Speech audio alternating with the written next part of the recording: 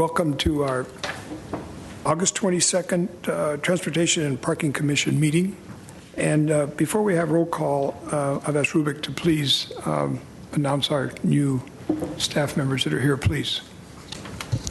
Be my pleasure. Mr. Chairman of the Commission, I'd like to introduce two fine young ladies who work in my office, who will be replacing Anush Beglarian, who took a position with Metro. Mirna Martinez and Yvonne Guerra. They won't work as a tag team, but they are being cross-trained just in case one of them is not able to make the meeting. They will run the meeting for us, and they'll be secretary to our commission. Wonderful. And I'm pretty sure they'll do a fine job like Anush did. So on behalf of all the commissioners, thank you for joining us, and we look forward to working together. Thank you. And if we could please do the roll call. Commissioner Kirkshian, Here? Commissioner Yakubian, Here. Commissioner Sahakian, Present. Commissioner Bochusov, Here. Chairperson Gonzalez. Here. And we'll have a flag salute, please, and Alec is going to lead us. Will you Please stand? rise for the flag salute. I pledge allegiance to the flag of the United States of America and to the republic for which it stands, one nation, under God, indivisible, with liberty and justice for all. Thank you.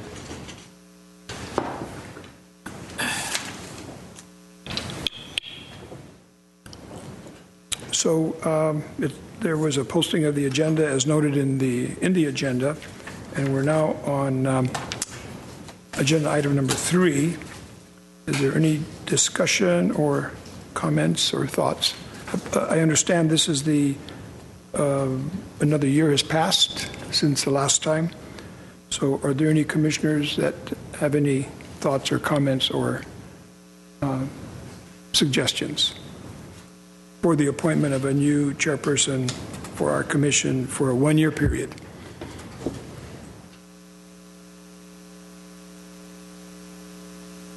We on number 3?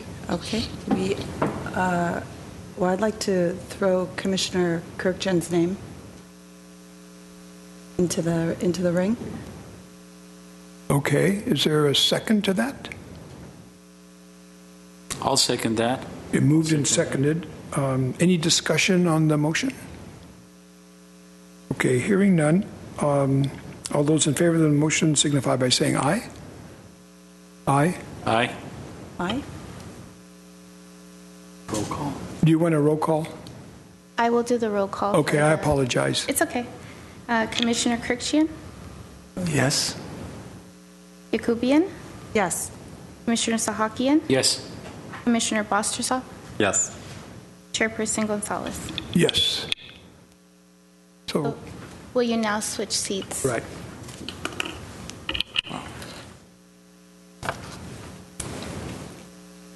Neighbors all this time, Maro.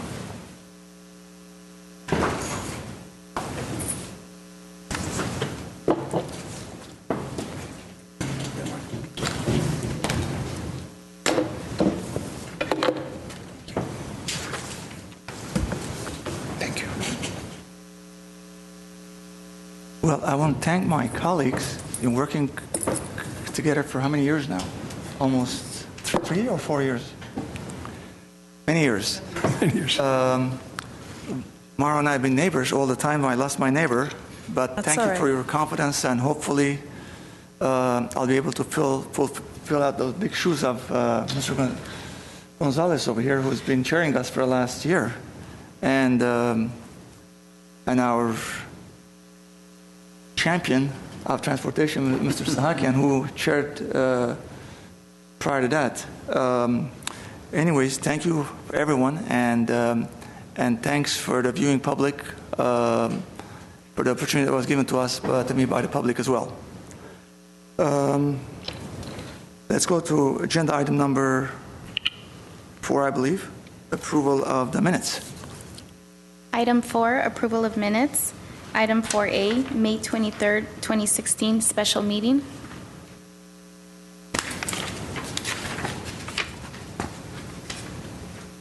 Do I have a motion to approve these? Comments? Motion to approve. Second? Roll call, please. Item 4B, I'm sorry, roll call. Chairperson Kirkjian, Yes. Commissioner Yakubian, Yes. Commissioner Sahakian, Yes. Commissioner Botchasov, Yes. Commissioner Gonzalez. Yes. Item 4B is approval of April 25th, 2016 regular meeting. Motion, please. A motion to approve? I'll second it. Roll call. Chairperson Kirkjian, Yes. Commissioner Yakubian, Yes. Commissioner Sahakian, Yes. Commissioner Botchasov, Yes. Commissioner Gonzalez. Yes. Agenda item number 5, please. Item 5 is oral communication. Discussion is limited to items not a part of this agenda. Each speaker is allowed 5 minutes. The commission may question the speaker, but there will be no debate or decision. No I see no speakers. cards, so let's pass on to action item number 6, please. Item 6, action item, 6A, appointing of 2 Transportation and Parking Commission members to serve as members of the new Pedestrian Safety Advisory Committee. And I'm not sure if we have, Rubik Olanian will be doing the presentation of this item. Okay. Rubik, should we do the selection now or at the end of the presentation? Judge Kirkjian, first and foremost, congratulations. Thank you. And Commissioner Gonzalez, I wanted to give my thanks and appreciation for last year of service. You've done a fantastic job. Appreciate for all your help. I'll leave it up to you. We're waiting for Alan Loomis, our Deputy Director of Community Development, to arrive for a presentation. But if you like, I'll briefly mention, give you a background, that back in October of 2013, upon the direction from the City Council, we formed a pedestrian safety task force. 2 of your commissioners were members of the task force. Collectively, we generated about 20 very good recommendations to improve pedestrian safety in the city of Glendale that was presented to City Council. And we had implemented by now several of those recommendations within the city. A couple of major recommendations within the purview of that task force was, 1, the formation of a citywide pedestrian safety plan, which necessitated, we couldn't have handled it in-house by our own staff, and we received grants from the state and hired a consultant to help us process that recommendation. The consultant has started the work. They have collected surveys. They have generated some reports that we have shared with council members, not at a council meeting, and with other department heads. One of those recommendations is to form an advisory group, a community-wide advisory group, to help finalize those recommendations and finalize the citywide safety master plan. And the recommendation is to have 2 of your commission members join this advisory group, and we requested council to allow us to disband the former task force, and the new advisory group is going to have a wider reach within the community, and they are going to have a more focused approach to creating and implementing the plan.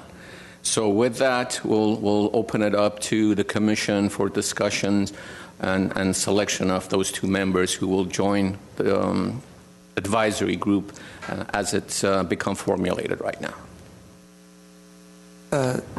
Are we going to vote for the individual selection or just nominate? Or how is it going to work, the procedure? Judge Kirkjian, it'll be the same process like you had you didn't have a discussion, but you could, that you selected the chairperson for your commission, the same exact process. So you can have a discussion, you can make nominations, you can nominate yourself, volunteer yourself, and request discussions and approval by your commission members.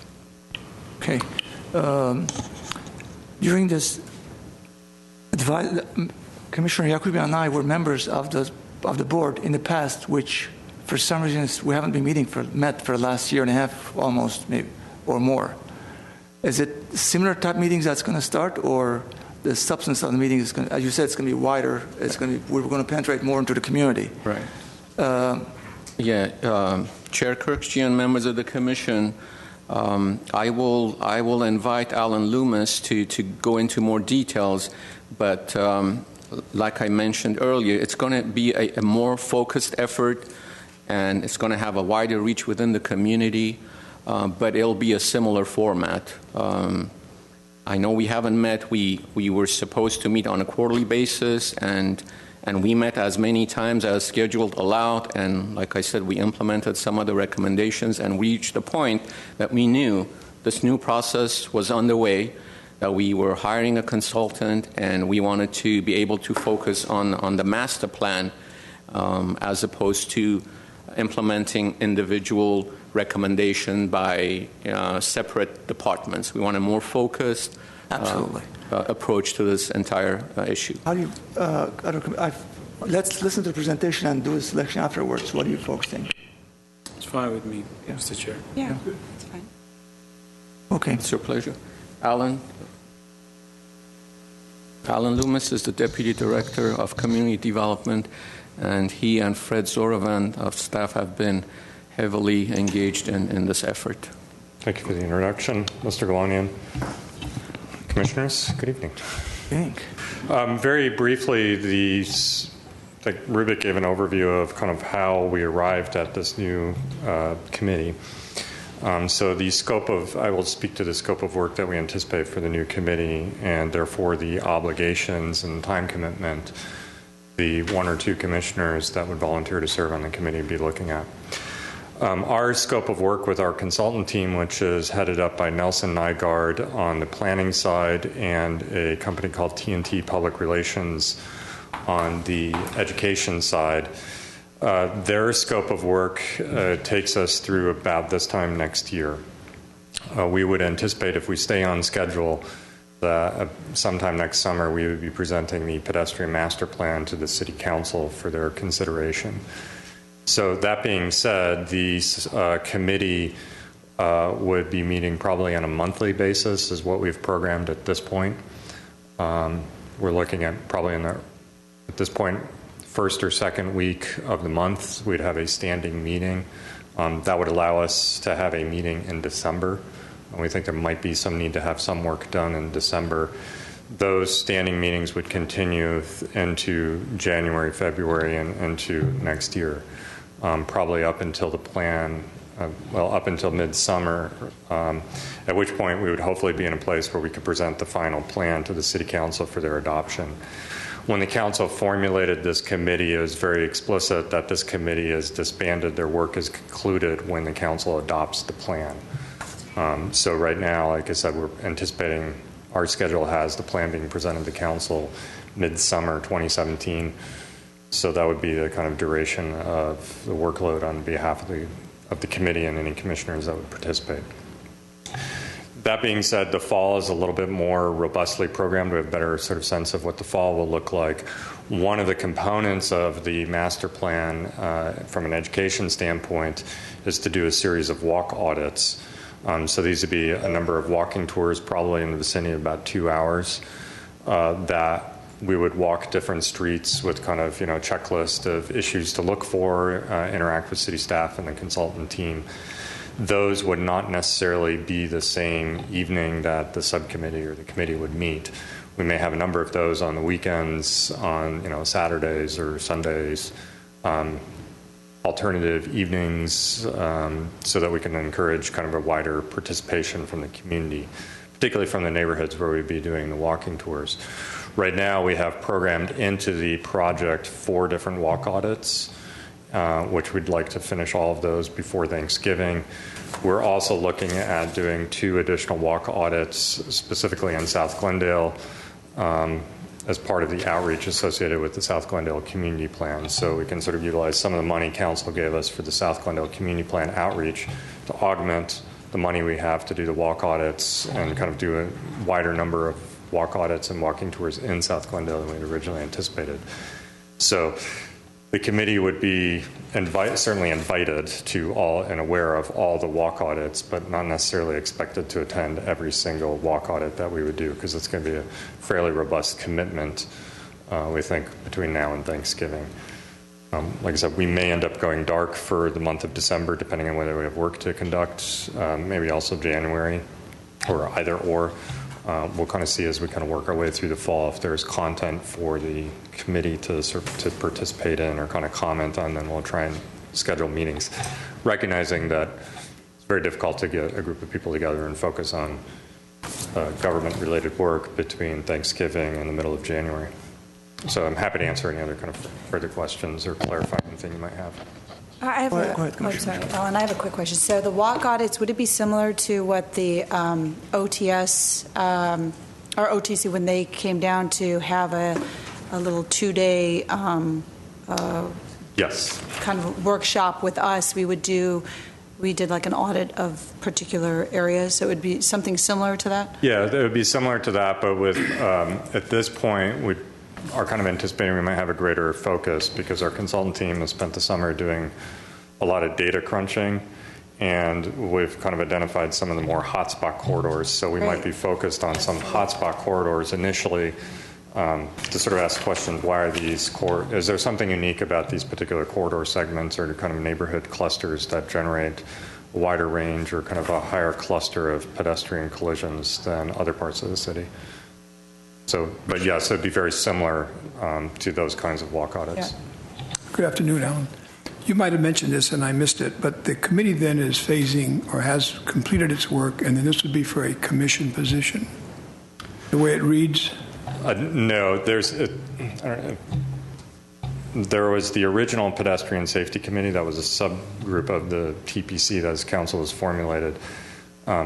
Now that we have this contract in place, we're looking to produce a pedestrian master plan. The direction from council was to essentially reboot that previous pedestrian safety task force with a new committee whose primary and only focus is to advise on the development of this pedestrian master plan. So it's not a commission, it's a committee. It's a committee. Okay. And as a committee, and given that it's the subject matter of this commission's jurisdiction and interest, we think it appropriate that 2 members from this commission serve on that committee. And then that committee is made up of the suggested members in Exhibit 1? Yes. So the approximate size of the committee, please, of which 2 members of this commission would be on? Probably somewhere between 20 and 30 members. Okay. And in our practice of running these committees and kind of subcommittees, if you invite 30, if you have a kind of membership role of 30 people, you're probably getting about 20 people to show up at any given event. People have other commitments; they can't come to every event. Okay. Ellen, I'm sorry. Go ahead. When I saw, as I was reading through, you had the suggested members, and I think you had indicated like perhaps 1 from each of these associations and groups. So in a case where we have a commission member who may also be an active participant of also one of these groups, would that be considered a double representation and not really be something that you'd want? As opposed to having. I'm going to say yes. Would not, yeah, okay. Because we would want a kind of broad representation of the community, and obviously, if there's commissioners who represent other interests, they could represent both the commission and their other interests on the subcommittee. But if they were not selected by the commission to serve on the committee representing the commission, they couldn't show up representing the other group, because then we would potentially have a quorum of the commission at every single meeting. So 2 members of this TPC can serve on this committee, and only 2 members can show up at any given time. Otherwise, we'll have a quorum of the TPC. Okay. And so the meetings are open to the public, so Yes. A commissioner from this commission could attend, but just wouldn't be voting. There's no voting, I don't think. There's no voting. There wouldn't be any voting, and that's an important point to make, is that this committee is an advisory committee, so they would not have a voting power. They would be able to advise on the development of the plan. We would be seeking their consensus viewpoint about the kind of recommendations of the plan, but they will at no point be asked to sort of take a formal vote on what the plan should say. we would take their recommendations to the appropriate bodies, and I imagine that might at some point include the Traffic and Parking Commission, and we would say, this is the consensus view of the committee. There might be different points of view, and we would represent those, and then the various commissions and ultimately the City Council would have to weigh the different points of view and to make a final policy recommendation. And of course, in the end, the council would be the one to make the final vote on a plan or on some sort of action plan. So the advisory committee is an advisory committee to commissions and to the city council? Essentially to the City Council, but there may be a visit to the TPC and perhaps the Planning Commission yet to be determined in the process. Any other questions too? I have a question. Chair Krukjian, on that subject, I'd like to recommend, and I'm pretty sure Mr. Loomis will agree, that would definitely bring the final pedestrian safety master plan to your commission before it goes to City Council. Sounds good. I have a question regarding the hours of a day for the walk. If it's late at nights, it would be probably dark, and especially going into the winter months, it may not be to give us the best assessment of the live traffic. And the weekends also may not give us the best assessments in order for the entire group, entire team to make the correct decision. Sure. That's a very good point and something we've been discussing internally as a team. We do think we should do at least 1 or 2 evening walking tours because pedestrian lighting at night is a major factor in pedestrian safety. So we think experiencing That's true. The city in the evening may be very informative. We think probably doing a weekend walking tour is very different traffic dynamic and pedestrian dynamic than you see during a weekday. We've talked about we might do a walking tour or one of the walk audits, maybe on a Friday afternoon, kind of right as the evening Friday crowd is coming out to spend their evenings out. We've even talked maybe we should do one in the early morning near one of the schools. So there is this kind of connection to the Safe Routes to School program. Perhaps we should sort of walk the dynamic around one of the schools. So there will be at various different times of the day. One of them at least is during rush hours where in the hotspot areas that you designated, probably better than doing it at night. It might be counterproductive if you do it at night. Yeah, like I said, there's a number of spots that we've seen where we think pedestrian lighting in the evening is a kind of critical factor in pedestrian safety, and those may be the corridors we select at night, whereas ones near the schools might be the ones we do in the morning.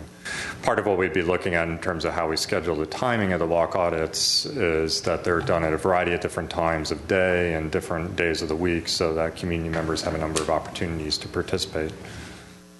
If we only do them on Saturday mornings, for example, and people have commitments on Saturday mornings, then they can't participate in any of them.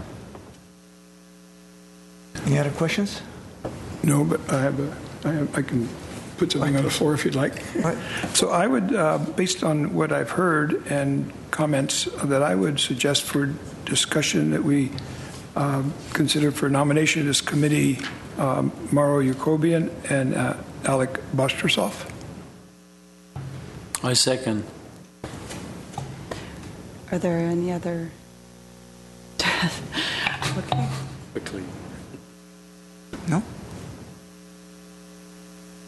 I'm okay. That's okay.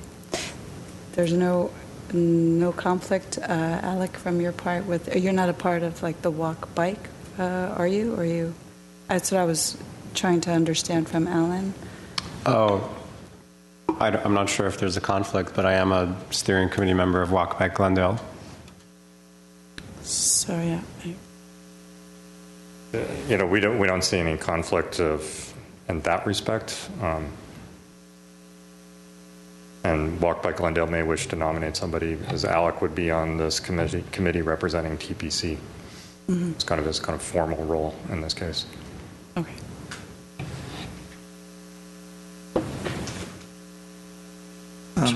So I'd offered that for discussion. If there's a motion needed, I'll present a motion if it's needed. What does the attorney thinks about? Is there a conflict of attorney, do you think, with Alec being a member of Walk Back Glendale and or with his job? Chair Kirkjian, members of the Commission, I don't believe that a conflict exists as long as Commissioner Bartusoff is there in his capacity as a TPC member. I think we want as much representation as we can get, and I think that's what Mr. Loomis was referring to. And I just want to jump in. The only reason why I bring this up is I've been very involved, blood, sweat, and tears with this whole effort for many, many years, and I'm very honored to definitely be a part of it, to kind of see it to the end. The only reason I brought it up is based in previous advisory committees, there's a delicate balance between of all the participants who are in there. So, and I even noticed it on the last. On the task force that I was representing the TPC on. So that was only my concern is even with an extra person representing, or not representing, obviously representing the TPC, but someone who comes from that background and can also be an advocate for that group, it might kind of tilt it or weigh it. And I know that you guys are very careful and deliberate in how you're picking the number of people and how you want it to balance out. And I know that even the question of can people come in and sit, even that's an issue, because also we have to get things moving along and be very, very productive. Sometimes we have to streamline things. So that was the only issue. That was the only reason I brought it up, not in necessarily a pure definition of a conflict, but just in terms of how the advisories have typically been done in the past in terms of keeping it very balanced representation. Chair Kirkjian, Commissioner Yakubian, I understand your concern. I do share, at least in theory, the same concern. However, just to restate what Mr. Loomis indicated earlier, there will not be any voting taking place during these meetings. The purpose of the committee is to advise on matters that will get into and be finalized and approved by your commission and the City Council when it's presented to you. So I tend to agree with Ms. Yoon that there will not be a conflict, primarily because there will not be voting taking place. If there were voting, definitely I would agree with your issue. Okay. Mr. Bartusoff and Yakubian. Sir. I guess you guys are in a committee together. And let's get a roll call. Chairperson Kirkjian, Yes? Commissioner Yakubian, Yes. Commissioner Sahakian, Yes. Commissioner Bartusoff, Yes. Commissioner Gonzalez. Yes. Done? We're very confident, Mr. Golanian, that Mr. Bartusoff and Ms. Yakubian will represent this commission effectively in getting the right recommendations, because when I've served on it, Ms. Yakubian's experience is very extensive and she's extremely knowledgeable, and she's more motivated than her knowledge. She's very, very motivated about the subject matter. Yeah. So we thank you for your service in the past, and I'm sure with the experience that Mr. Bartusoff brings in with his bike, we will have the safety will be looked at a little differently from biker standpoint of view as well. I agree, Chairperson Kirkjian. So, Mr. Loomis.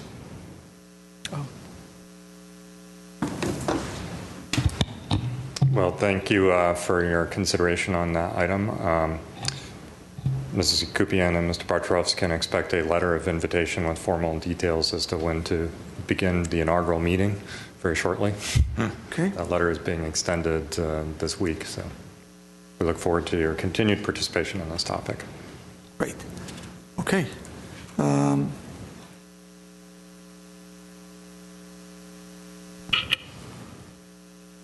Let's go to item number 7. Item number 7 is information only. Item 7A, updating the citywide transportation demand model. The speaker would be Alan Loomis, will be presenting this item. Great. Thank you. Thank you for having me back. For your time to take up the 2 items that the Community Development Department has for you. So this next item, as was indicated, is an information item. So there's no action required on the Commission's part. No voting to be taken, and there's, frankly, if you have no comments on it, there's no comments to be taken or direction to staff. That being said, we thought it important to bring this item to this commission for public discussion, and particularly for this commission to be able to ask questions regarding the city's traffic and transportation model. As you may know, community development and planning staff is in the process of creating or developing a South Glendale community plan.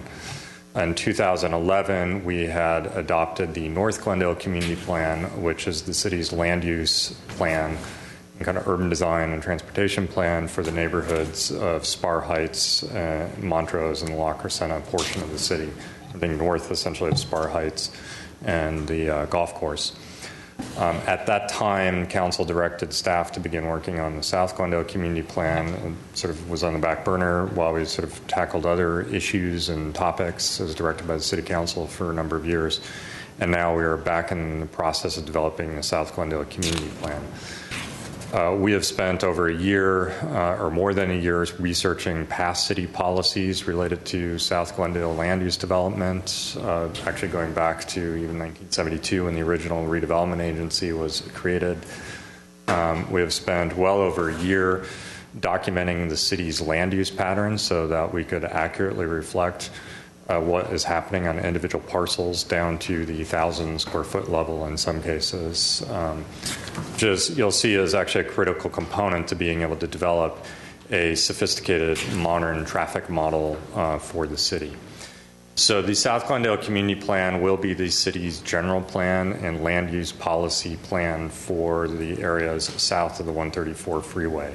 It will be following the North Glendale Plan, the second of what will ultimately be 4 community plans that together will be the entire land use plan for the city. It will, in combination and individually, the various community plans lay out the city's sort of 25-year vision for how the city will develop, how particular neighborhoods will evolve or remain the same, et cetera.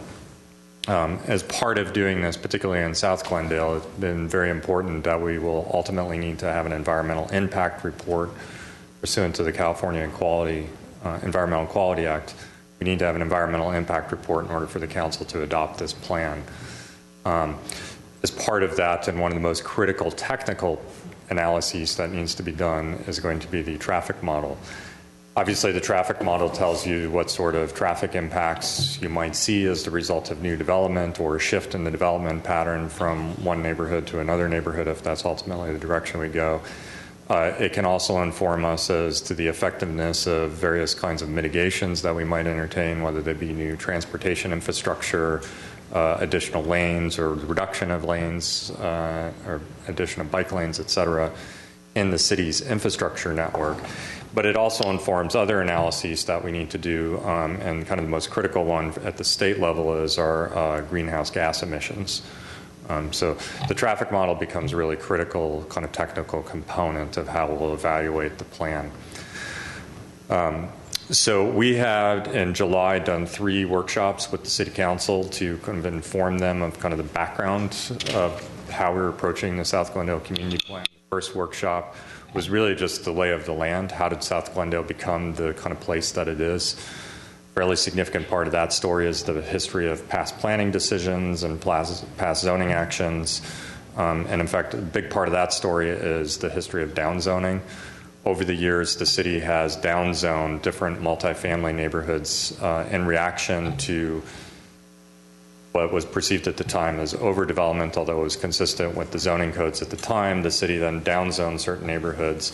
So we arrive at a place today where the multifamily neighborhoods of not only South Glendale, but the entire city, approximately 45% of any given properties are built over the allowed density that's on the books today. There built according to the zoning code at the time, but then that whole neighborhood was downzoned to a less dense zoning standard, and therefore we have legally non-conforming uses that are built over density. All that information is kind of built into our land use picture that we have that informs the community plan. Our second discussion with the council is really focused on a number of policies that could affect those neighborhoods, hopefully in a positive way in terms of their livability. And then our third discussion, which was actually occurred during the regular council meeting, was largely focused on transportation with a kind of projection of some possible transit infrastructure that might be on the 20-year horizon, and how we might be able to engage some of Metro's current planning. As you may know, Metro has got a new ballot initiative that they're going to have on the November ballot. It was originally called Measure R2. It's now going to be, just last week, it's officially going to be named Measure M. That could fund a very significant amount of new transportation infrastructure. In the short term, there are plans to develop a BRT system, or bus rapid transit line, through Glendale. But in their long-range horizon, that would be converted to a light rail. There's also a question of how does high-speed rail interact with the city, and ultimately the question we were presenting to the council is sort of what position or attitude would they like to have towards that transportation infrastructure. Their perception or attitude towards that could inform our planning process.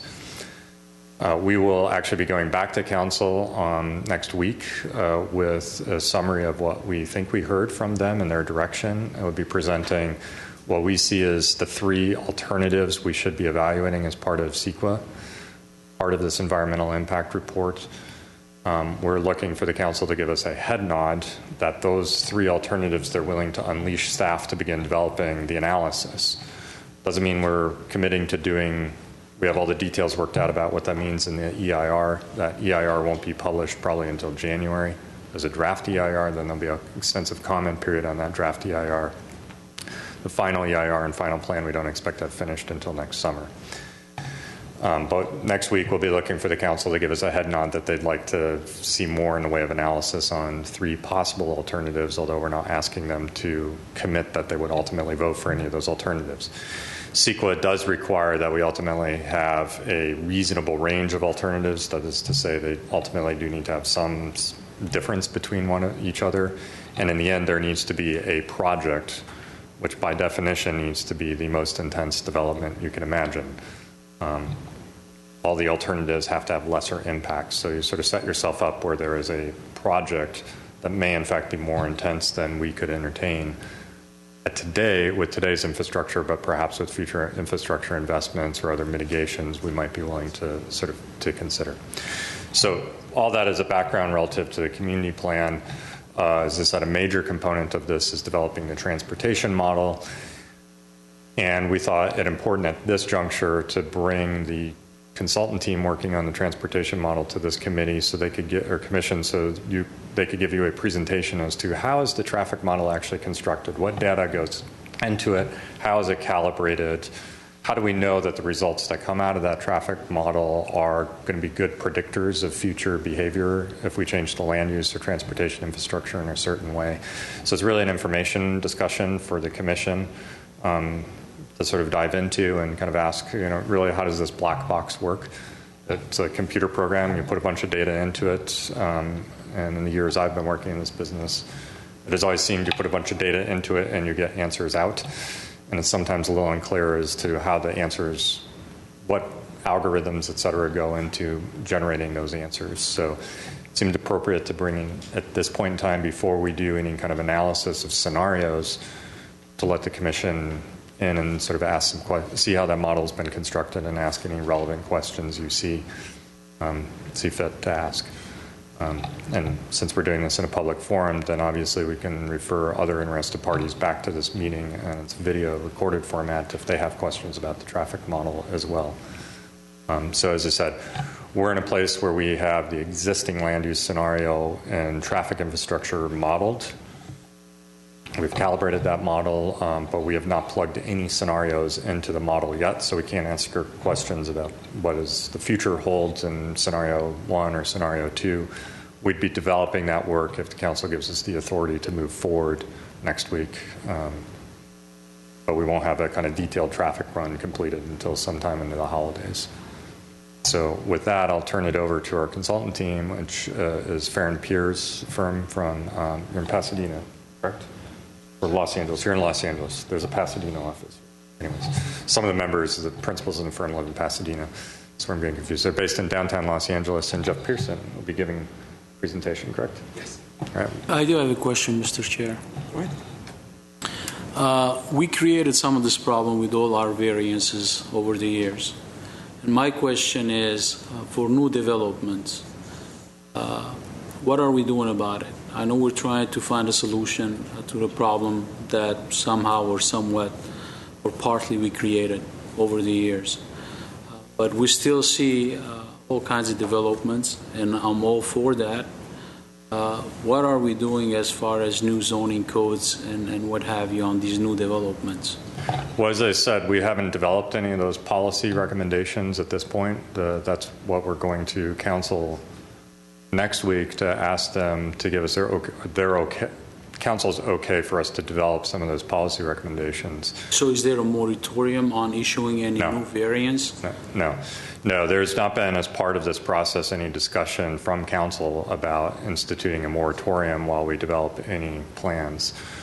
I will say that during the discussion, particularly as it related to sort of neighbor policies in the residential neighborhoods, and principally in South Glendale, they're almost all multifamily residential neighborhoods. The council had a number of different ideas about increasing pedestrian, I'll say walkability, or kind of pedestrian favorable conditions for pedestrians to encourage walking. There was some discussion about producing somehow more green space or open space. There was discussion about kind of micro parking lots or parking structures. I'm sure, as everyone knows, the parking demand, on-street parking demand in the South Glendale neighborhoods is very high. Perhaps some sort of off-street local parking lot or parking structure could help relieve that demand. There's discussion about encouraging condo conversions to promote home ownership, and all those are discussions. The reality is that we do not have a transportation infrastructure that could support what we're building at this time. It's very simple. If we did, then it would have been different. We're calling these huge new development mixed use. We have a couple of Starbucks. If you live where you work, we have a couple of Starbucks or a couple of businesses at the bottom of the building. Then we have 500 units on top of it. And we're calling it mixed use, saying that people live there and they work there. Reality is they drive, and reality is we don't have a good mass transit system, including we don't have a subway, we don't have a light rail, we have a bus system, but I'm not sure. I don't think it is where it is. So this body can't do much about that, but I am concerned. I want to be on record saying this, that. If there's no moratorium and we're going to keep developing and issuing variances the way we are until we find a solution 2-3 years down the line, I'm not sure what we're accomplishing at this time. I'm going to end it with that. Well, as I said, 45% of the properties in Glendale are built over existing zoning standards as a result of past down zoning actions, and that presents a fairly significant challenge that the council members, I think, recognize that we've inherited a problem that goes back, well into the 70s, if not sooner. So part of this planning process is to try and identify solutions to alleviate this problem that we have inherited, as well as looking forward over the next 20 years and how we can leverage future metro money to enhance our transportation infrastructure. Thank you. Jeff?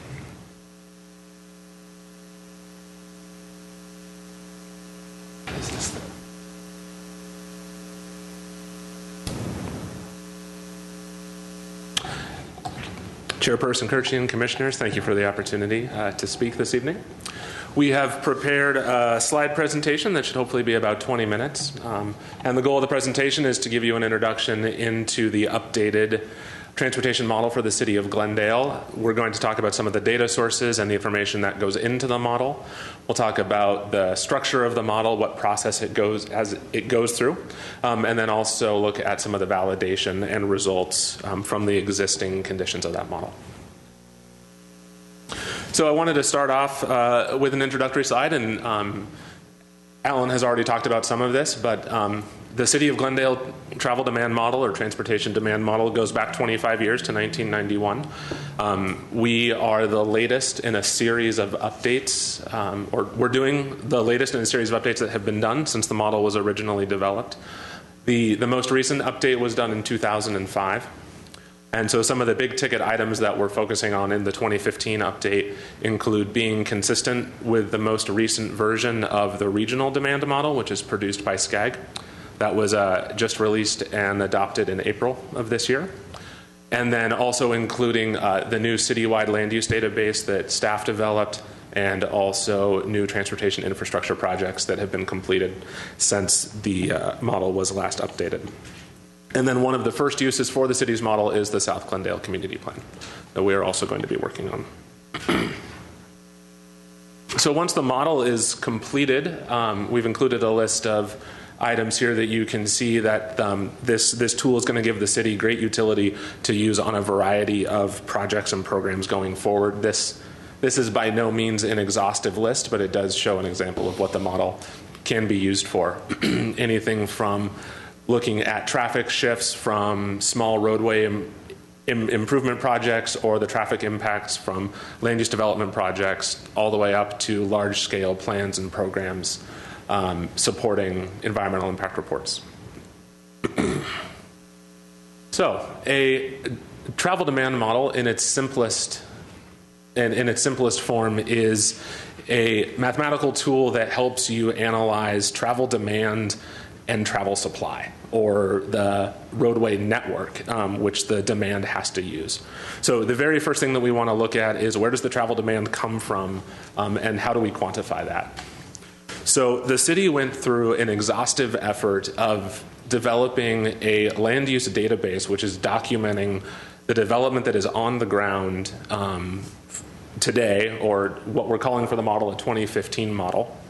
And so that was developed down to the parcel level, starting with assessor's data and then doing on-the-ground research to verify that is correct. So it's based in the zoning, but it's the development that's actually on the ground today. And so that parcel land use database has over 20 categories in it of both residential and non-residential land uses, some of which are included on the slide. We have single family, multifamily on the residential side, and then office, retail, auto dealerships, recreational facilities, and schools. Some high-level statistics for the 2015 version of the model, approximately 80,000 dwelling units in the city of Glendale, 33 million square feet of non-residential development, and then 44,000 enrolled students in the city of Glendale. And that includes both the K-12 school system and the colleges. May I, excuse me, those numbers are current from what date, and do they include any planned projects?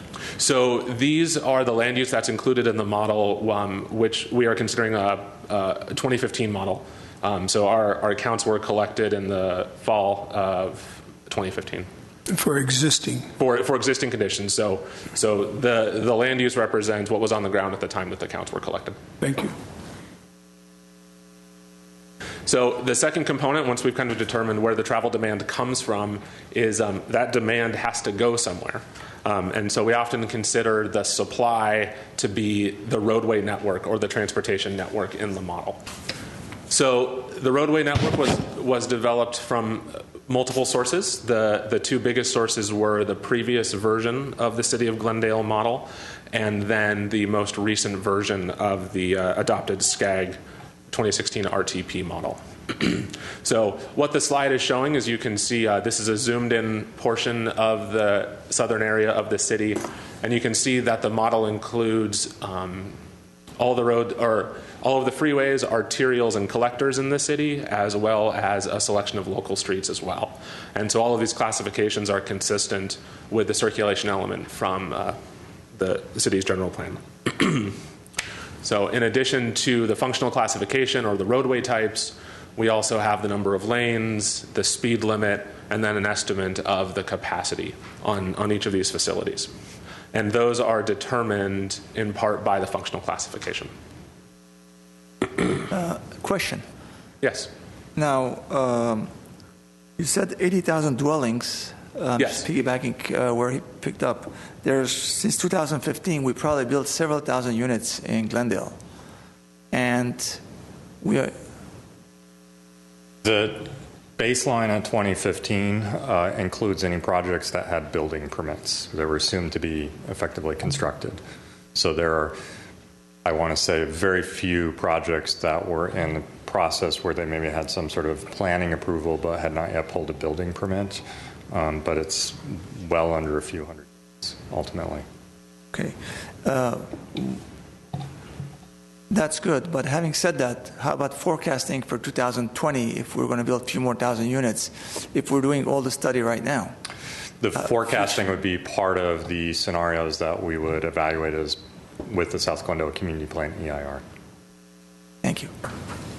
And Mr. Chair, and that was my concern, because the findings of the study will be implemented by when, approximately? The projected lifespan of the EIR is 25 years from the baseline year, which was 2015. So we're looking at a horizon year of 2040 in terms of the analysis of the EIR. We anticipate the community plan being adopted with a series of implementation measures that typically is around 5 years, 5 to 10 years of implementation. Now, some of that could simply be zoning changes. We don't have the staff capacity to write whole-scale zoning changes in the next 6 months.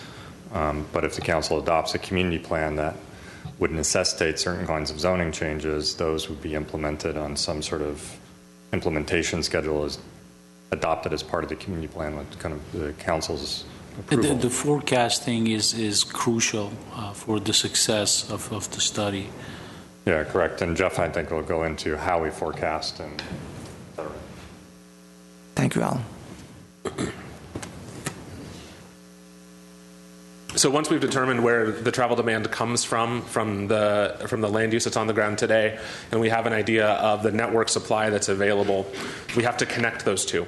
And so the way that we connect those two is we divide the city up into zones or areas, which in the parlance of traffic modelers we call traffic analysis zones.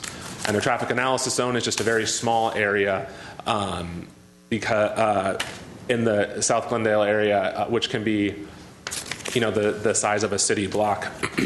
And the purpose of these zones is it just wouldn't be feasible from a computational perspective to model all 44,000 individual parcels that are across the city. And so we group those parcels into these zones that we then use in the model. So you can see in the graphic, the green represents the city of Glendale with almost 600 traffic analysis zones inside the city. And then you can also see the areas of Los Angeles, Burbank, and Pasadena, as well as other areas that are incorporated into the city's model. So the final component of the zone network is we have 50 external gateways to the model area, which represent where external flows come into the model. So the biggest of these are, of course, the freeways, the 210, the 134, and the 5. So those are locations where traffic gets loaded into the model. Question, please. Yes. What? Thank you. When you list the other cities, are those traffic analysis zones they're not for the entire city, they're just for the peripheral area?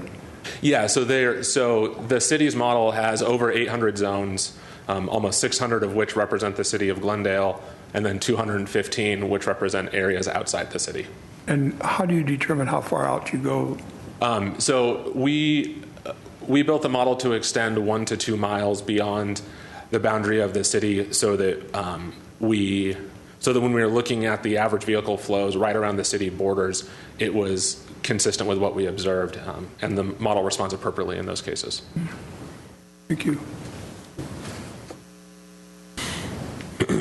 So the last component before we actually get to the process of running the model is we need to gather information about people's travel behavior.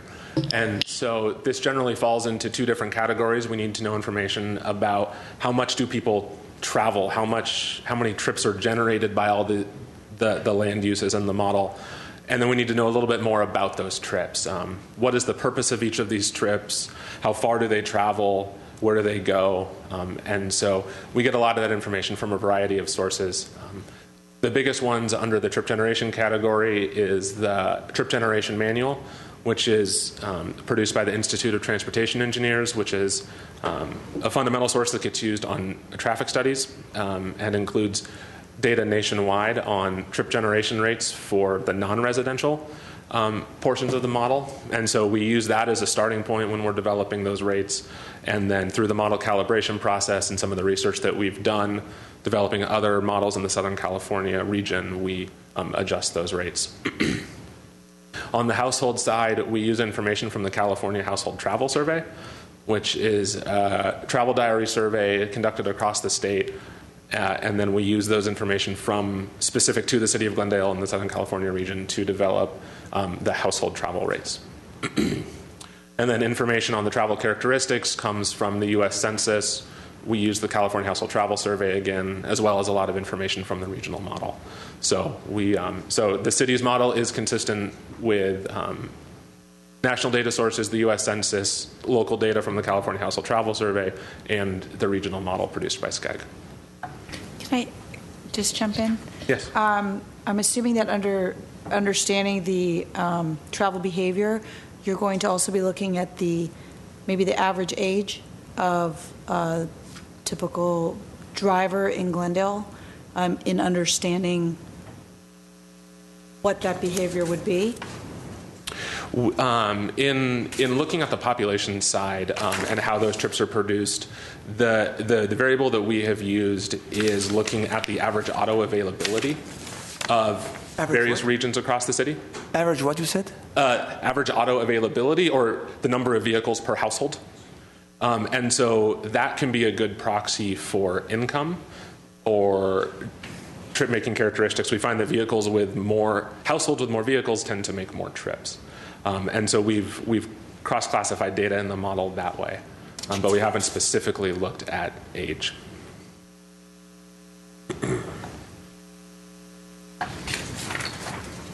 So once we have all of the data generated and we've produced all of the inputs and gotten all of it organized, then we can actually feed that data into the travel model and press the button and have it produce results. So a travel model has 4 steps, and I'm just going to briefly walk through each of those 4 steps and highlight some of the key outputs from the model. So the very first step of a travel demand model is trip generation. And so this slide is showing the relative intensity of vehicle trips that are produced on an average weekday in the city of Glendale. So you can see the size of the traffic analysis zones, and the darker colors represent more trips that are produced on a daily basis. So looking at this, you can see that areas where you would expect more trips to occur are Brand Boulevard and Central Boulevard, or Central Avenue. You can see those highlighted, as well as the college and the hospital. So areas of the city where you would expect more trips, you see those. And then you can also see that we've also broken down the purpose of the trips that are produced on a daily basis. So in the city of Glendale, there's over 900,000 vehicle trips that are produced every day. And you can see those broken down by home-based work trips between a residential location and a work location, home-based other trips between a home and a place that is not work, and then non-home-based trips, which is a trip that doesn't start or end at a home. Can I jump in? Are you going to be factoring into this the increased use of, I know you're looking at cars per residence and all that, but now the introduction of, people might have 3 cars or 2 cars in their home, but they'll still hire Uber to come and drive them around town. Are you going to be, and since this is now the future, going to be looking at that? Will that have any relevance to your analysis?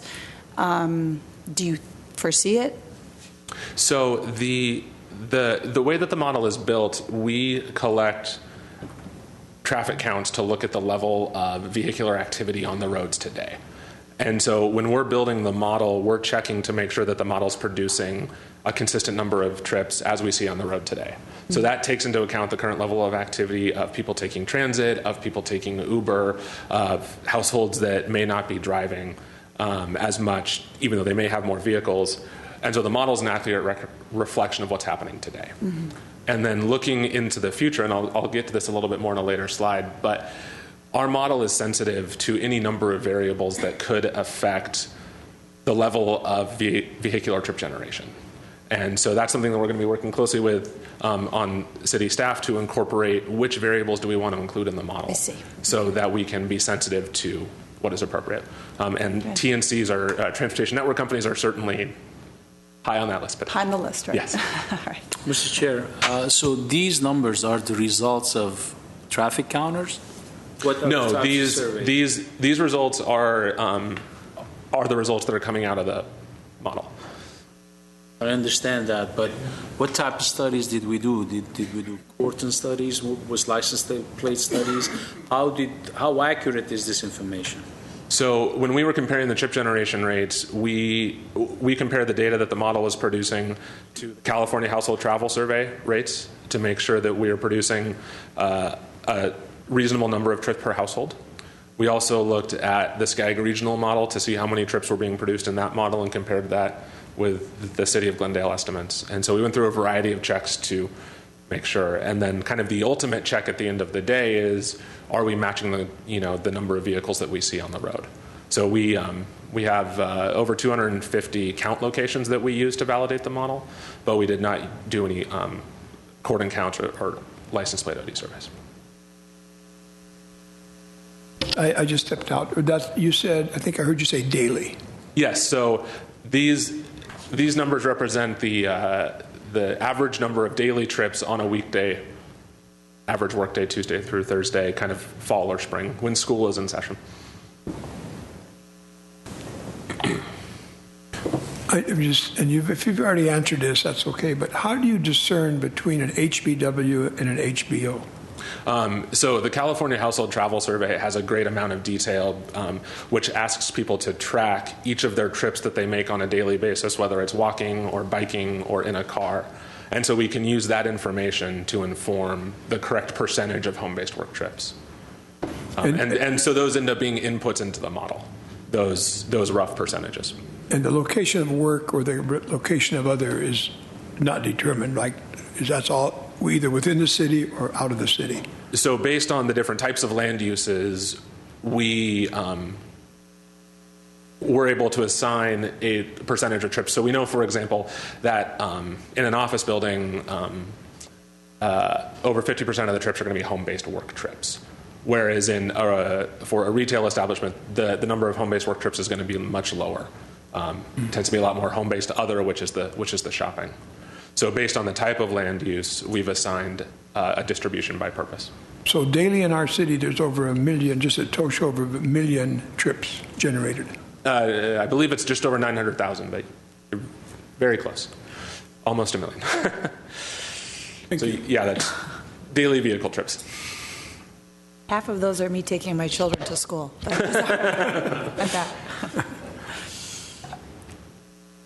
So the second step in the model, once we've determined how many vehicle trips are generated, we need to figure out, well, where does each trip start and end? We know that people are traveling, but where do they begin and where do they end? So one of the things that we look at when we're doing that is how many trips stay within the city of Glendale and how many trips leave the city. So this information also comes from the California Household Travel Survey, from the SCAG regional model. And so you can see that on a daily basis, on average, 40% of the trips start and end within the city, and 60% of the trips have a trip end that is outside the city. Question along these lines, do you also have data that show how far the trips are? Or a radius, say 50% are within 3 miles or less? That information would be contained in the SCAG model, but we haven't specifically used that in the model. What we have used is, without getting too technical, there's an input that kind of describes the average trip length. And so we've used information that's consistent with the SCAG model in order to model the length of trips that occur. So that would certainly be a question that you could ask the model on an individual TAZ, how many trips are 3 miles or less. Okay.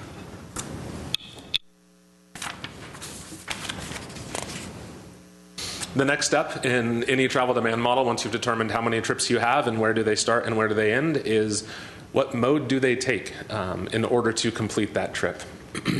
So the City of Glendale model generates vehicle trips, and then these trips are broken into two categories. We look at single occupancy vehicles and high occupancy vehicles, or those with 2 or more persons in it. And so we've looked at data from the regional model at a TAZ level and applied those percentages into the city's model, so that we have the HOV lanes on the 134 and potential HOV lanes in the future on the 5, so that the model can accurately forecast demand on those facilities.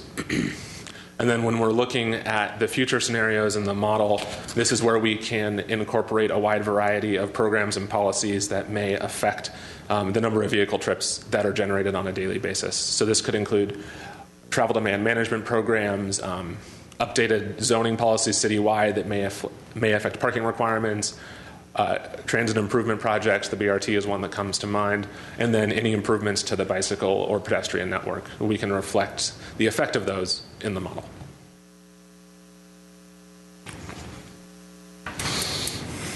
The very last step in the model, once we've determined how many trips, where do they start, where do they end, what mode are they going to take, how are they going to get from point A to point B, what route are they going to take, what is the what does Google or Waze say is the best path for each trip?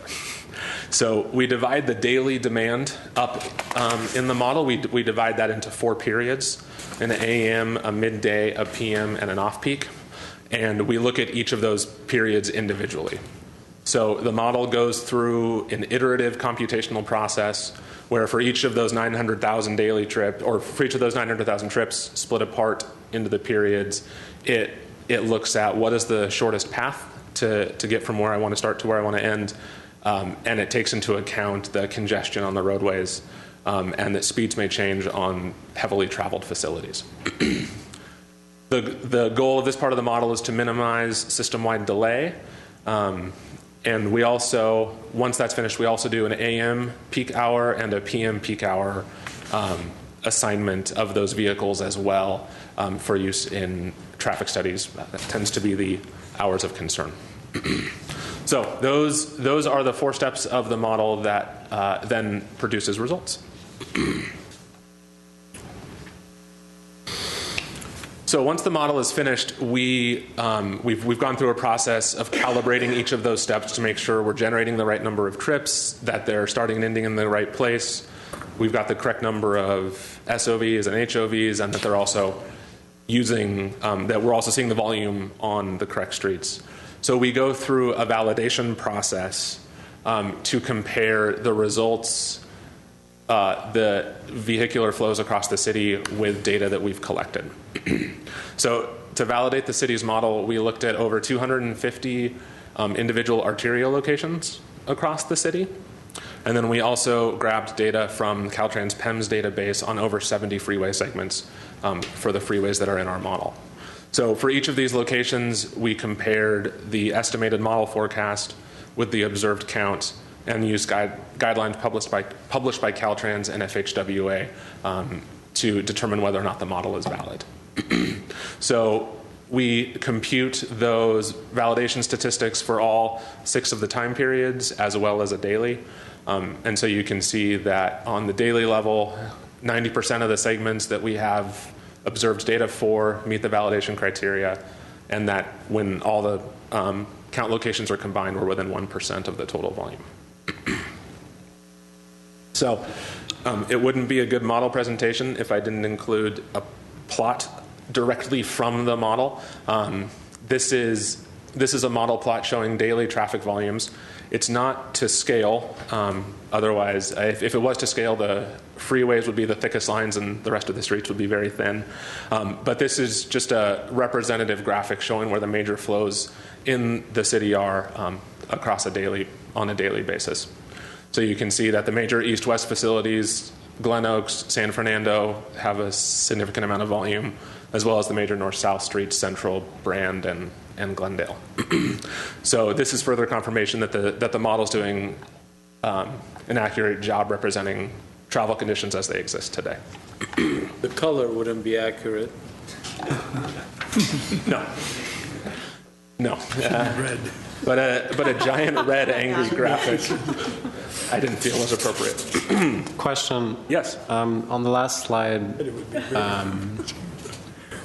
you mentioned the traffic count locations and the screen lines. Did these capture bicyclist use, or this is strictly vehicles? This is strictly vehicular traffic.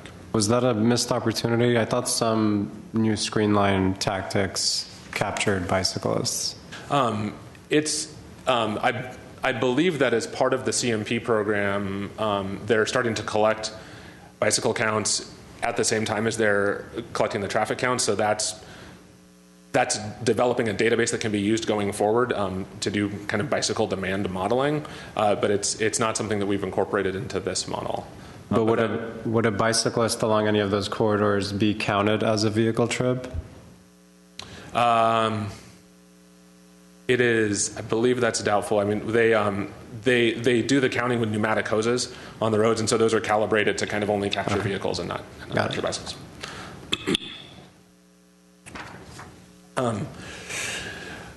So once we've determined that the model does a good job kind of matching static conditions that we observe, the final test that we do, we want to make sure that the model can respond appropriately to changes.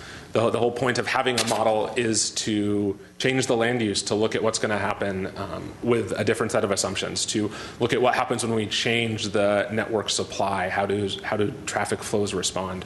So we went through a variety of tests looking at what happens when we increase or decrease the amount of land use in the model, add more single-family homes, add more multifamily, add some office, take away some retail, and we looked at how the trip generation responded in the model. And those tests showed consistent results that when we add or change the land use, we get an appropriate change in the vehicular demand. The second kind of dynamic set of tests that we look at include what happens if we change the network supply. So this, we ran through a series of tests. These are showing traffic volume shifts. So green bands show where traffic was added, red bands show where traffic volumes decreased. And so what you can see here is we added capacity on Broadway in the model. We increased it from a 4-lane facility to a 6-lane facility. And so the expectation of that is when you add capacity, you make a road bigger, you should get more vehicles on that road. And you can see that that's what was happening. You lose volume from parallel facilities, and they shift onto the street that has more capacity. By the same token, you should see the opposite effect if you were to close a facility. I wanted to really put the model through its paces, so I picked a very busy location, and so I decided to temporarily close Brand Boulevard near the Americana and Glendale to see what would happen. And you can see the traffic volume shifts off of Brand and onto Central and the other parallel routes. The other thing that this graphic shows is that when you make changes in the model, the changes in traffic flows are very localized. So you would not expect when you make a modification for just a block or two that traffic volumes on San Fernando Road would change because of that. So that is another good result of the city's model, is that when you do make a change, the results are localized. A quick question here. Yes. Obviously, closing Brand Boulevard, every signal on Central Boulevard is at a level service F right now, as is, during peak, AM, PM, peak hour. So Central is in a gridlock condition. Why is the model not showing me that some of the other streets, including the residential streets, will be used as bypass routes? The portion of Brand that we closed was just between Harvard and Colorado, so I think that you see a lot of shifts in that immediate area, but then the traffic, there's not as great change further away. And the city's model is based on link segments and kind of link capacities, so it's not. So is the model telling me that on Columbus Avenue I will not see an increase in volume if I shut down Brand? I think that what the model is indicating is that a lot of the traffic, the initial results indicate that the traffic would shift to Central, and then it would be up to the analyst and the people reviewing these results to determine if that was indeed appropriate. You could look at the level of service calculations, and if that's showing, well, that intersection is already at F, there's not capacity there, you could shift that over to Columbus.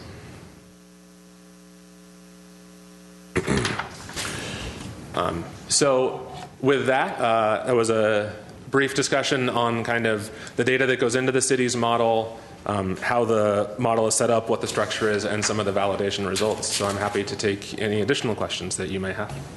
Can I just ask real quick, when you were saying that I guess the last slide Yes. was localized for the Glendale model, is that typical?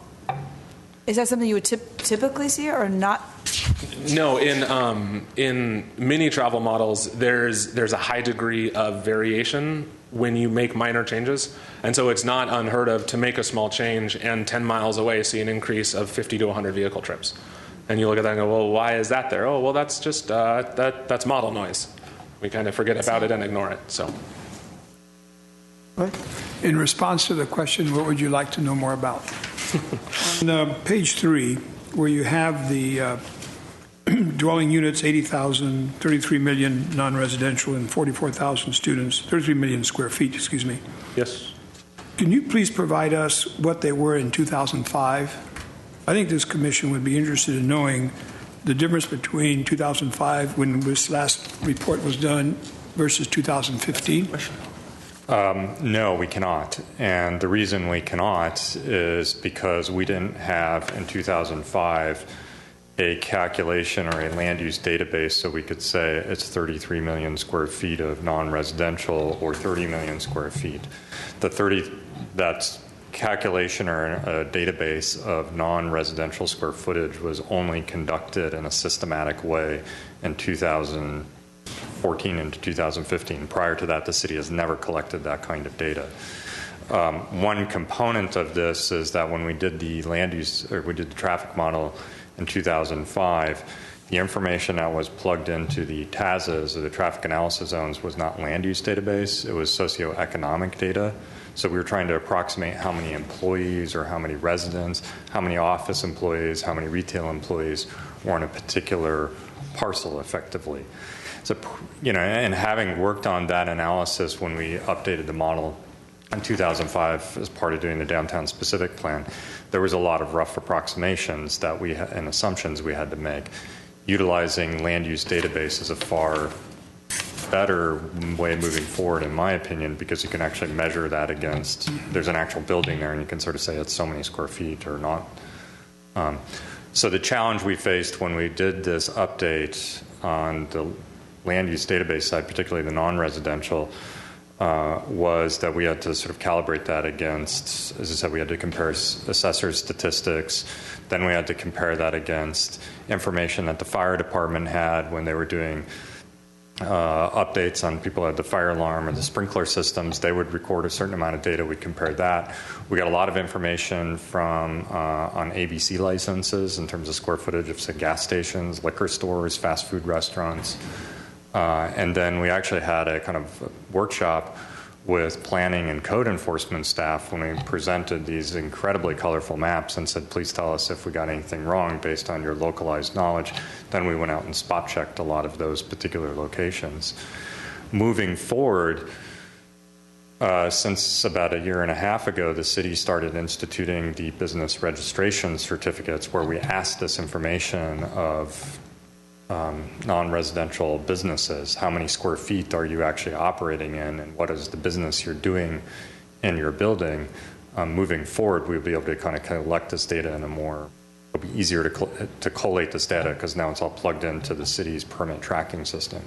But prior to 2015, we really had to construct this data from scratch. And, in this regard, I think it's important to give a major, acknowledgement to some of the staff that worked on this, because we understand that Pasadena had 3 or 4 planners, over the course of 3 years doing field work to collect this data, and our staff, basically one staff person, Justin Robertson, figured out a way of collecting this on his own for Glendale in about a year by being very smart about how he collated different data sources. In 2005, Alan, or 2015? The information we've collected is from 2015. So to come back to your question, we couldn't tell you how much square footage of non-residential we had in 2005 because we weren't collecting the information. We've collected it in 2015, so we can't make an apples-to-apples comparison at that point. Residential is a lot easier to calculate because we're simply talking about number of units, whether they're single-family homes or multifamily apartments or condos.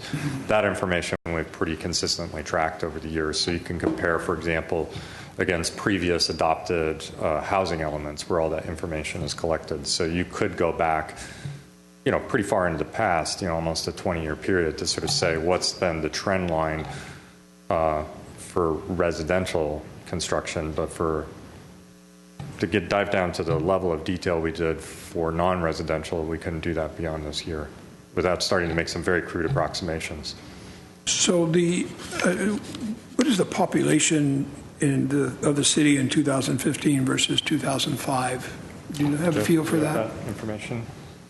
I should know that. I know in 2015, we were just under 200,000. I want to say 190. Okay, I thought it was about 200,000. Yeah, we've never topped 200,000.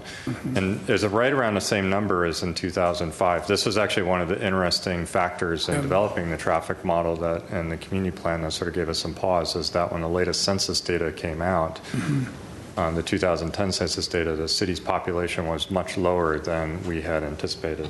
I was very curious because knowing how many people have moved either in or out of the city has a lot to do with this data, I would think. And I was curious as a datum, because a lot of the discussion about the need for better transportation, not to mention parking and environment, right, and urban density versus non-urban density. Yeah, so Fred just gave me the information. In the 2000 census, we had a population of approximately 195,000. 2,000, you said? 2,000. The 2010 census was 192,000, so 3,000 less. So basically in 15 years, our population has been about the same. Correct.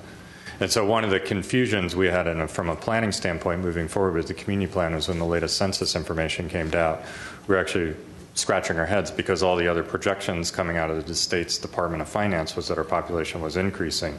Then the U.S. Census comes out, our population is much less than we had expected. In fact, it was declining. The question is that information accurate, first of all?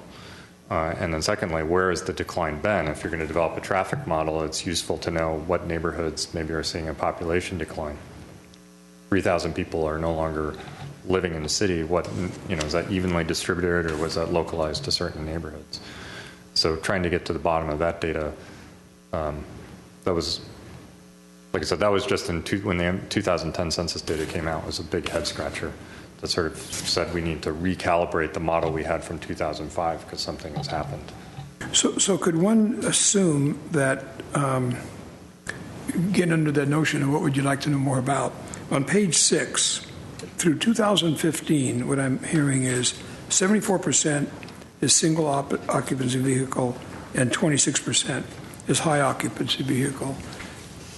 Does this study make a recommendation of any kind, or does it present facts and then attempts to verify them? Is there any recommendation that comes out of this commission, not this commission, the commission of the consultants?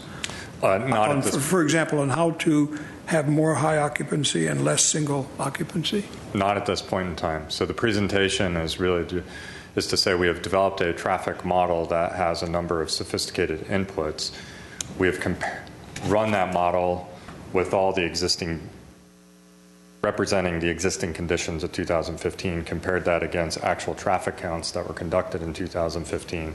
As Jeff said, we find that there's less than a 1% deviation between what the model produces versus what actually happened in 2015. We therefore say we think the model is a very good predictor of reality because it's predicting current reality very well. Therefore, if we put in new assumptions, such as new transportation infrastructure, we close Brand Boulevard, or we were to change the land use pattern, we would expect that the traffic model would be a good predictor of future activity. Is that a plan down the line, or? Yeah, that's absolutely the intent of the community plans, is to therefore project forward what the city's future plan is. So that, as I said, that could be change in zoning policies, or as Jeff's indicated, even a change in sort of parking requirements from the zoning code. It could include, as many of the commissioners have brought up, introducing new bike networks or new transportation infrastructure. There's some really big infrastructure projects that other agencies are contemplating, such as closing off different crossings over the railroad tracks and building new bridges.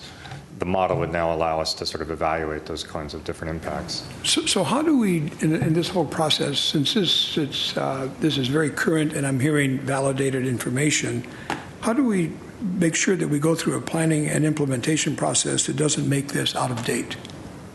In other words, one of the concerns over time I've noticed in municipalities, it takes so long to implement something that some of the information we have, you really wonder, are we really answering something that we got good Correct. data on? Is there a way that if in fact these are now really good, is what I'm hearing being reported, these numbers, isn't there an important thing to get to a point to implement something to help mitigate some of the issues that we have relative to traffic in our city? Correct. So there are two aspects of your question that I want to address. The first is keeping the model updated.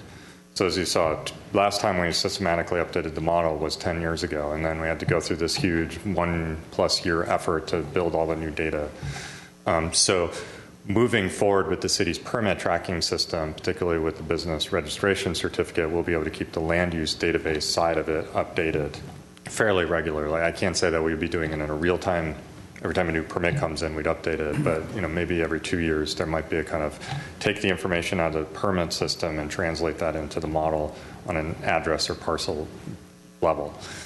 And then, of course, we can keep the infrastructure network updated as the Public Works Department and other agencies sort of modify intersections or add new traffic lights, that sort of information. So part of our goal in community development with the model is to sort of build into our annual work plan a sort of systematic updating of the model, so we don't find ourselves in a situation where in 2026 we're having to do a whole-scale reconstruction of the model to update it, that it'll be sort of every couple of years updated. So we're looking at different ways that we can do that in our workflow, and also, if necessary, to kind of make sure we have money to hire consultants to sort of assist us. So from that standpoint, that's one question. In terms of what I think Commissioner Sahakian was asking in particular is relative to the new infrastructure programs that would need to be adopted. As part of adopting the community plan, there may very well be a set of recommendations to adopt, say, a more robust transportation demand management ordinance. There might be a program to improve certain streets in one fashion or another, to implement the bike network by a certain time frame, et cetera. Maybe even a program that says we'd like to advocate the metro that they build a light rail corridor more rapidly than they've indicated they would want to do. When can we get to that point? So the community plan, and it's kind of, as it gets developed with the city council, will ultimately have a series of those kinds of recommendations. And I imagine we'd be adopting the community plan with, as I said, probably a 5 to maybe even a 25-year implementation schedule. When we adopted the downtown mobility study as part of the downtown specific plan, that's what we did. We had a series of things that were, if you'll call it the low-hanging fruit, that we said adopt these in the first year, do these actions in the first year, then in the first 5 years do these other actions, and 10 years do these certain things, and then the long post, beyond 10 years up to 25 years, these are the other actions that you should adopt. So the community plan will come with those recommendations, and then we'll actually be able to, in many cases, be able to model those scenarios into the traffic model to sort of see what kinds of results we might see. So I have some other questions, but I let other commissioners, please. I have some reservations about the population in Glendale from 2000 to 2010, and I'm sure there are other measures to find out how many people live in Glendale. Besides U.S. Census Bureau, maybe driver license or water and power, how much usage each household uses, because I don't think from 2000 to 2010 numbers reflect what the population of Glendale is today. Yeah, as I said, the State Department of Finance issues their sort of annual projections, and their projections between 2000 and 2010 were consistently going up. And then, as I said, the actual census data comes back and it's lower. The census is the only official count that's done. So to some extent, you have to rely on it. But one of the skepticisms I think everybody has about the census is, first of all, not just in Glendale, but throughout the country, there's always been a skepticism that the census is undercounting the homeless population, for example. Now, presumably, I guess you might sort of assume the homeless population is probably not generating a huge vehicle trip demand in the city, but nonetheless, that's always been a concern when these numbers came out. Or people may underreport on that census report as well. Correct. If someone has a child at a college or something who's going to be home in 3 months, at that moment maybe they don't count the kid who's away. So we've taken a look at the census data versus the sort of land use data, and we're at the point now where we think the census data probably is an accurate reflection because we've attempted to sort of explain that discrepancy for ourselves. I mean, our water and power usage probably will be a good indicator of what happened from those dates. As far as population. Yeah, potentially. And so. Go ahead, Mara. Just real quick, I would assume that this is going to be a useful tool for the city in terms of obtaining grants. I'm sure that's. I'm looking at Fred. He's nodding his head. It is true, right? I would suspect that that's going to. All this hard work city staff and Fair and Pierce has put into updating this model will come back to us in many different ways. One of them including, securing grants. So hats off to everybody, including that gentleman, Justin. I forget the last name, but what an incredible use of ingenuity to come up with various data resources to put into this. So yeah, Justin is a key member of the pedestrian plan team, so you get to know him very well. Yeah. Any other questions? Yes, please. On page 5, and maybe this is responded to by the consultant, I heard earlier, or at least my notes say, that 40% of the trips are generated within the city. I see that visual doing that. And then I thought I heard 60% to outside the city, but maybe I heard it incorrectly. But the visual implies to me that besides the 40% of trips within the city, there is 30% that come from the outside into the city, and then there's only 30% that goes outside, according to this visual, unless it's different than what you said. Because I'm really curious, if this visual is correct, there's 70% of trips within the city are within our people within the city or people that come into the city, and only 30% go outside. No, that's not the intention of the graphic. So we look at 3 different types of trips. There are those trips that start and end within the city. That's the 40%. Which is the 40%. Mm-hmm. There are trips that start outside the city and come into the city of Glendale. And those represent about 30%. Inbound, yeah. Okay. And then there's another 30% of trips that start within the city and end outside the city. Okay. So the 30% that come from outside of the city are in that peripheral area approximately, or that come in from other cities to Glendale? That's correct. And they can come from both kind of that 1 to 2 mile area immediately outside of the city, or from regions beyond, which could be the rest of the city of Los Angeles. So the trips within the city that are start in the city and go out are 30%? On a daily basis, yes. 30%, not 60%. I made the incorrect note then. Sorry, yeah, the 60% represents trips that have one end inside the city, okay, and one end outside the city. Okay. What comes in must go out. Yeah. One of the basic tenets of a travel demand law. Any other question? Justin? The last one I have, please, was Alan's comment about the community plan, and it may have been discussed earlier and I missed it. When is the community plan due, and when will that be out in order to take advantage of this information and for staff or somebody, commissions, to make recommendations Very good question. to governance? Yeah, very good question. So as I said, we are going to be going to City Council next week, asking them to give us a head nod on 3 broad alternatives that we think make sense to study from the environmental impact report standpoint. And they're non-detailed alternatives. There's a lot of policy implications yet to be worked out, but they're an effort to try and capture some of the discussion at the council and direction they gave us from the workshops in July. We will be looking to the council to sort of say, move forward with this analysis of these alternatives, develop some of the policy implications of them. Our current plan would be that we'd probably come back to the City Council in mid-November with an update on the process, including whatever community outreach has occurred to at that date. We have a good amount of community outreach events planned, including the walk audits, as I said. We're trying to get double duty out of walking the streets in South Glendale. So in mid-November, we'd be coming back to the council and saying, now we've done some deeper analysis on these three alternatives. This is what we think they start to look like. There is still opportunity for the council to give policy direction, take items off the table in terms of policy direction, tweak some of the policies we might be recommending, and so on and so forth.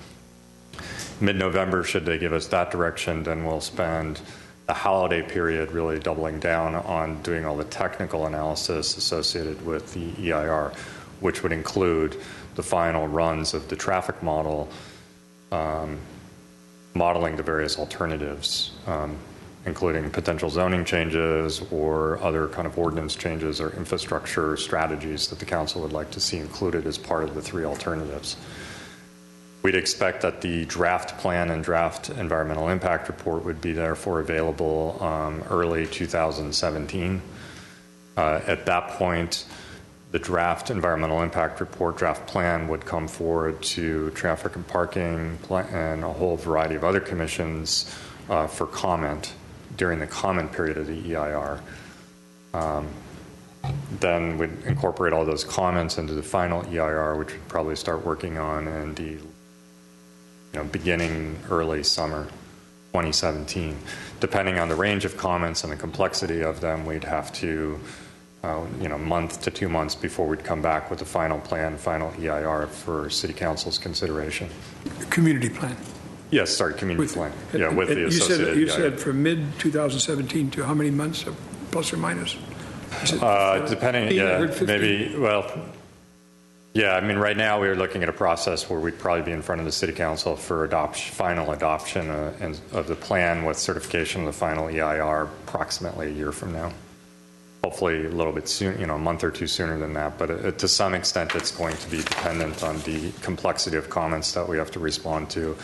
And then ultimately, kind of these continued milestones where we check in with the City Council and make sure we're headed in the right direction. They, of course, have the prerogative to sort of say, you're going in the wrong direction, we'd like to see some significant change, and then our schedule is subject to change as well. So I just based on that response, I have one other question, please. The draft EIR and then the EIR that goes with the community plan implies to me that there are recommendations for changes in the city in the community plan. That's why there's an EIR. Is that correct? Yes and no. Yes, if you want to entertain any changes to city policy, we really do need to have an EIR. You really are required, really should be doing an EIR when you entertain any general plan modifications. That being said, as was explained to the council at the first workshop, even if we wanted to do nothing, we really need to do an EIR. If the city's policy was to keep everything, land use policy, transportation infrastructure, everything exactly the same as it is today, we really do need to do an EIR because the circumstances surrounding us have changed so dramatically since the general plan was first adopted in, frankly, 1972. It was the last time the land use element was really adopted. And so the population growth assumptions and all sorts of other background information is really wildly out of date. So some of our kind of core planning staff is always worried that we're going to run into trouble at some point with the state for not having done an EIR sooner. For example, we have to do greenhouse gas modeling. We can't do that without doing a lot of the work of the EIR. So this EIR will cover the community plan and the general plan?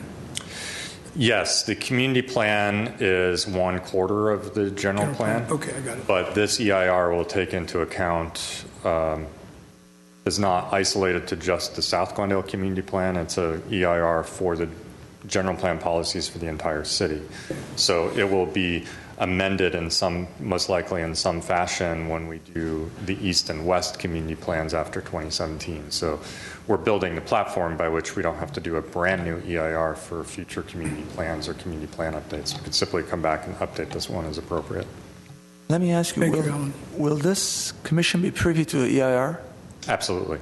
Yeah, so after the draft EIR is published and with the draft plan in 2017, we will be bringing it forward for comment by all the relevant commissions, which would include TPC, will include the Design Review Board because there's significant design policies associated, historic preservation, the Parks Commission,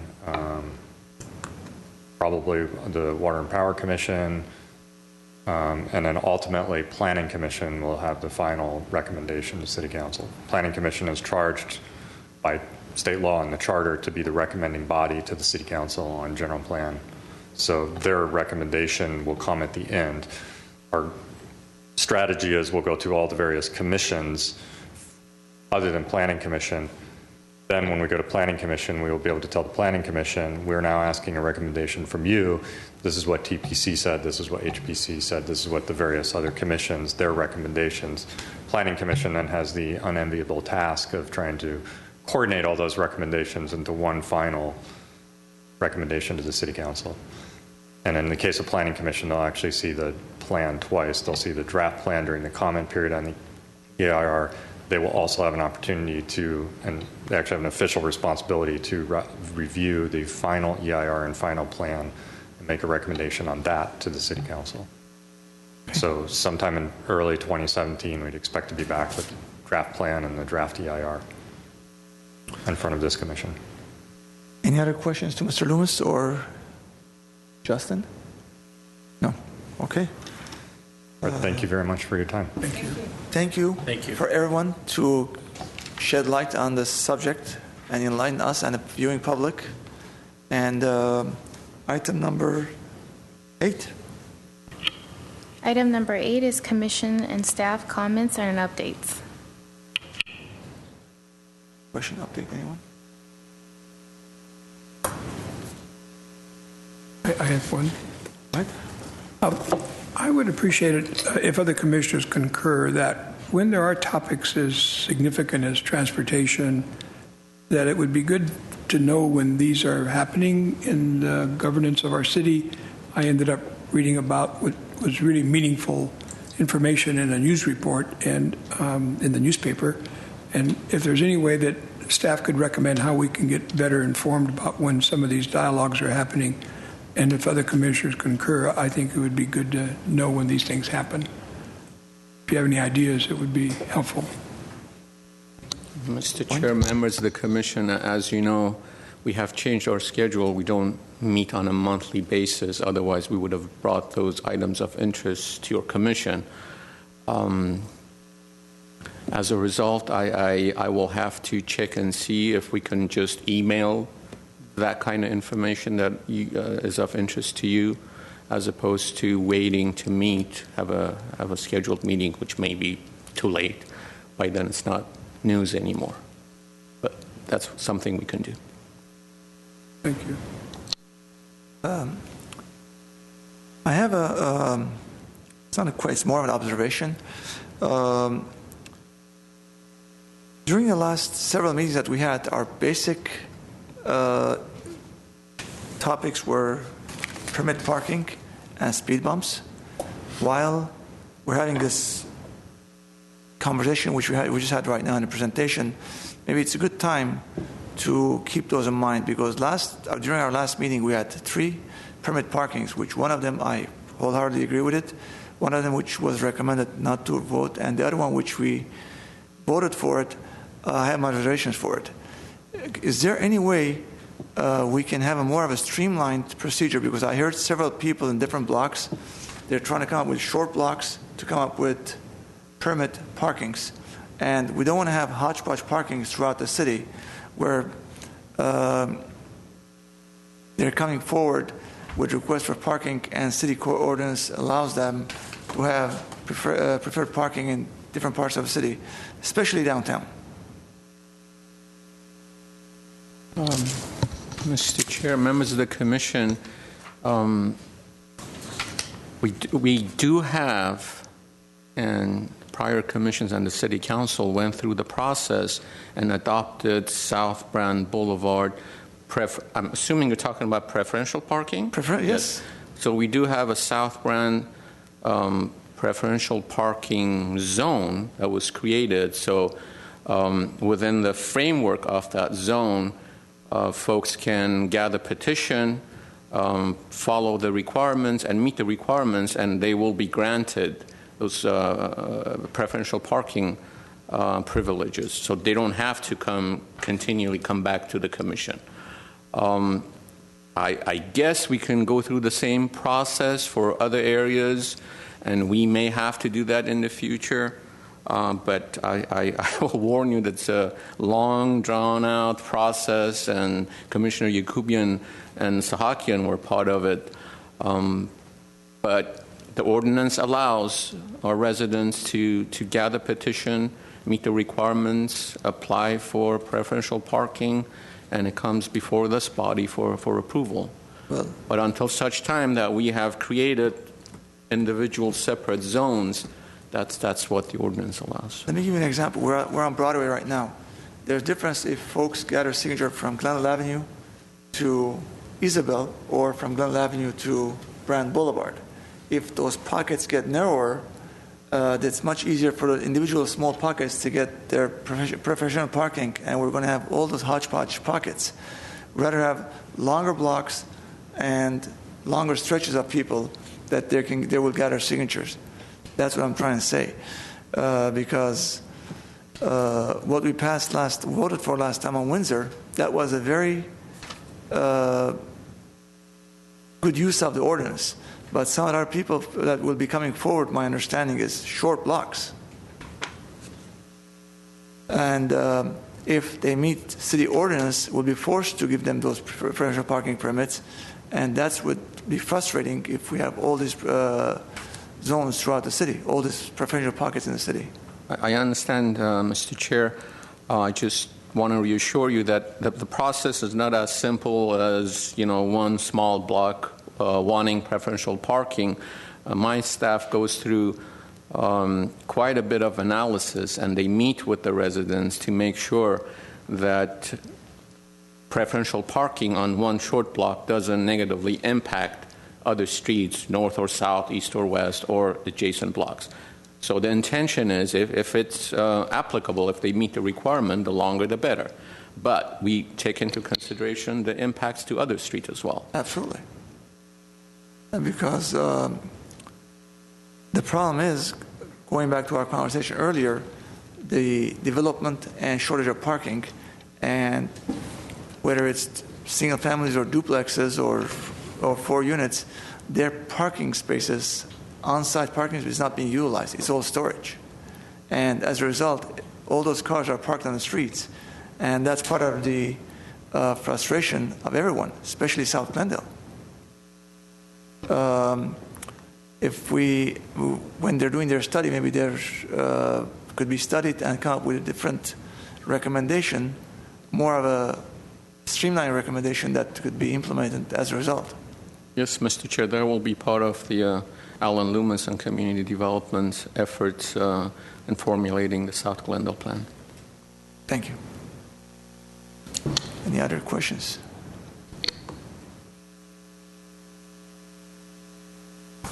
Mr. Chair, I have a couple of brief updates on requests from the Commission in the past. Commissioner Sahakian had inquired about street name signs that have faded. City Council approved a budget, a reasonable, decent sized budget for the replacement of these street name signs.